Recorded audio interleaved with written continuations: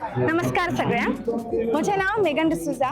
आमी हांगा माय गोवा नेटवर्क हांचे वतीन तुमचे बरोबर जमल्यात कॅज्यू फेस्ट गोवा 2024 सीझन 2 काजू आणि ताचे पासून तयार जाल्ल्या वेगवेगळ्या पदार्थां विशीं आमी हांगा उलयतली. खुर्राक, फेणी आणि तांचे वेगवेगळे ब्रँड्स तुमकां हांगासर दिश्टी पडटले.